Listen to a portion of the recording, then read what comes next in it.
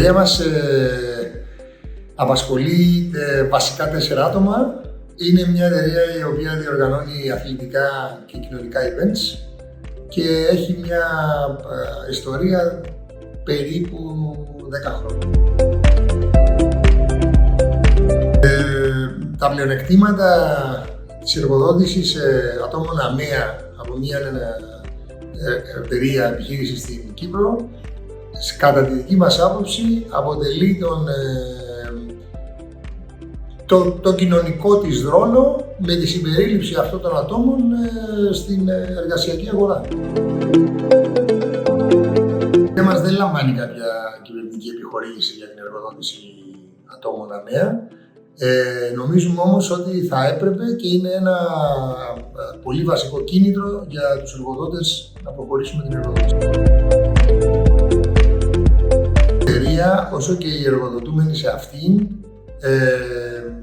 διαπνεόμαστε από μια απόλυτη συνεργασία, αποδοχή και αγάπη, θα μπορούσα να πω, για τα άτομα αυτά, τα οποία παρόλο τις αναπηρίες και τις αδυναμίες τους, οι ίδιοι θέλουν να είναι χρήσιμα κοινωνικά άτομα και όχι να βασίζονται σε κάτι το οποίο εκτιμούμε ιδιαίτερα.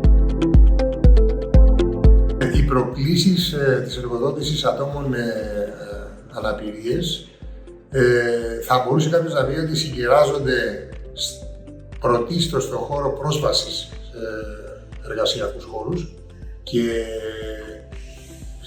προσέγγιση στον χώρο εργασίας καμιά φορά, με τους περιορισμούς που φαντάζομαι είναι κατανοητοί σε όλους. Το θέμα της ασφάλισης της διακίνησης τους μέσα στους εργασιακούς χώρους αποτελεί επίσης μια μεγάλη πρόκληση, με ιδιαίτερα αυξημένα ασφάλιστρα. Θα μπορούσε κάποιος να πει ότι γενικά υπάρχει μία δυσκολία σε συναδέλφους να αποδεχτούν και να προσαρμοστούν στον τρόπο με τον οποίο μπορούν να αξιοποιήσουν τις δυνατότητες των ΑΜΕΑ ατόμων. Και φυσικά από πλευράς εργοδότησης υπάρχει πάντα στο πίσω μυαλό όλων των εργοδοτών ο φόβος ότι πιθανόν να μην μπορούν να εκπληρώσουν στο μέγιστο τις υποχρεώσεις τις οποίες αναλαμβάνουν.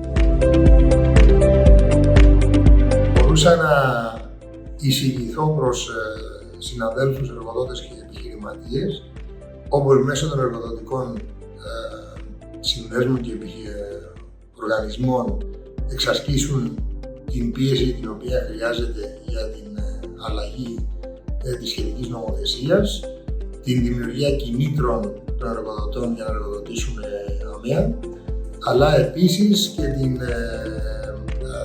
θέσπιση μηχανισμών και ενημέρωσης του εργοδοτικού κοινού όσον αφορά τα άτομα ΑΜΕΑ και τις δυνατότητες τους στην ένταξη της εργασιακής δύναμης.